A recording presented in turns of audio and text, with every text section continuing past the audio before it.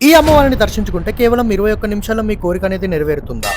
ఈ రోజు మనం హైదరాబాద్ బోడుప్పలోనున్న శ్రీ మాతా నిమిషాంబికాదేవి దేవస్థానానికి అయితే వచ్చాము. జూన్ 8వ తేదీ నుంచి 10వ తేదీ వరకు అమ్మవారికి బ్రహ్మోత్సవాలు అయితే జరుపుతున్నారు. నేనైతే జూన్ 9వ తేదీన రావడం వల్ల ఆ బ్రహ్మోత్సవాల్లో అయితే పాల్గొన్నాను. ఈ ఆలయానికి ఉన్న ప్రత్యేకత ఏంటంటే మీరు ఈ ఆలయానికి వచ్చి అమ్మవారిని దర్శించుకొని 16 ప్రదర్శనలు చేసినట్టయితే మీరు అనుకున్న కోరిక 21 నిమిషాల్లో అయినా 21 రోజుల్లో అయినా అది నెరవేరుతుంది. అలా అనుకున్న కోరిక నెరవేరిన తర్వాత అమ్మవారికి ఒడిబియ్యమైనా లేదంటే హుండీలో దక్షిణమైనా సమర్పించాలి. నేనైతే 11 రౌండ్లు ఫినిష్ చేసేసాక నా సిచ్యువేషన్ అయితే ఇలా ఉంది. ఫుల్ స్వెట్టింగ్ తోటి అయితే నేను ఆ ప్రదక్షిణాలు అయితే కంప్లీట్ చేశా. ఇంకా ఫైనల్ గా 16వ రౌండ్ కంప్లీట్ అయ్యాక అమ్మవారికి కొబ్బరికాయ కొట్టి ఇంకా గుడిలోనికి అయితే బయలుదేరా.